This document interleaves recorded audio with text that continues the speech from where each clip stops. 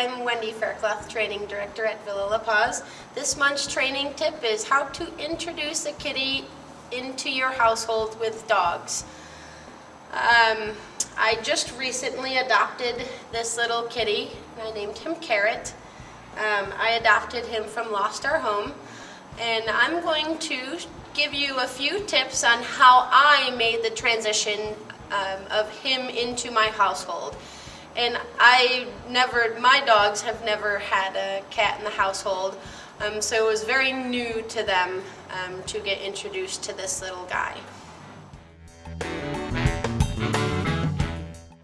Day one, when I first brought him into the house, I brought him in his little travel carrier, and I ended up putting my dogs outside for the initial bring him into the household.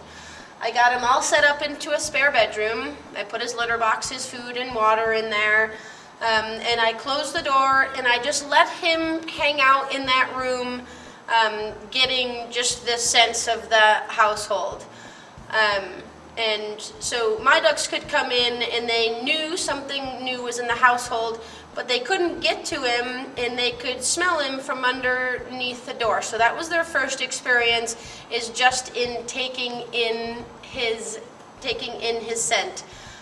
Is just to keep him separate in a room for a day so everybody can, kind of get into a routine and everybody can smell one another. Day two, once he had 24 hours to kind of get acclimated in the spare bedroom, again, I put all the dogs outside and I transitioned him from the spare bedroom into a crate, a big crate in the common area of my house. Then what I did was I brought my dogs in to greet him on leash. I brought my dogs in to greet him on leash so they can smell him and see him now in his crate. And then he can see the dogs also. And one of the things that I initially don't want the dogs to do is I don't want the dogs to be overly excited upon the sight of the cat, so I'm going to work at a distance. I'm not going to let my dogs rush right up to the crate because that's going to make him feel uncomfortable. And I'll just let them see him from a distance, and then as they are calm, I'll slowly move forward and let them approach the crate. If and only when they're calm will I let them approach the crate with him in there. So now we're moving on to day three, where the dogs at this point, after the second day, the dogs should just kind of think of the cat as just part of the household. Again, I'm watching the dogs very closely for any bad behaviors, any sort of anxieties, or any drive to try to get the kitty. I'm going to prevent that from happening. And then, if everybody seems to, and this is where it gets a little bit tricky as to whether you're going to do this on day 3 or day 4, and it's all dependent on your dog. But as soon as you see the dog just kind of ignoring the cat in the crate and there's not a whole lot of excitement or draw to the cat, that's when I'm going to open up the crate and allow the cat to come out. And that's when I'm going to do another on-leash intro with my dogs. And again, I'm not going to let my dogs pull up to greet the cat. I would like the cat to be able to walk and approach my dogs if it feels comfortable. So that would be the next transition, is to an on-leash greeting with your dogs.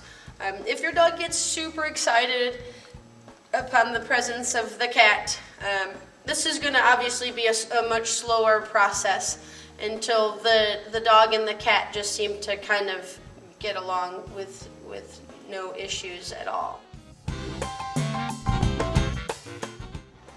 Okay, some of the just reminders of do's and don'ts.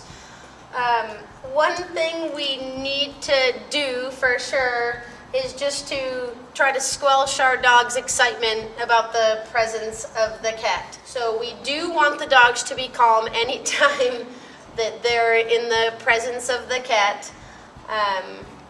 And I do want to keep the cat in the carrier for however long it takes the dog to feel comfortable with the cat's presence and not be excited about the cat. Okay. Some of the things that we don't want to do, one of the major things that we don't want to do is we don't want to hold the cat and let the dog approach the cat with us holding it. What usually happens is we get scratched and the cat runs, and then the dog is then able to chase. So we don't want to hold the cat. And I would also not recommend introducing the cat behind the baby gate for a couple of reasons. The cat can jump the baby gate or the dog can jump the baby gate. We want to keep them safe and away from each other until everybody is calm. Another thing we don't want to do to let our dogs do is we don't ever want to let our dogs chase the cat. That's a big one. Chasing the cat in the house, again, is not acceptable. So we do want to put them on leash if need be, and we don't want them to chase. So, and hopefully, if you do all of those things, you'll have an easy transition of the cat into your household.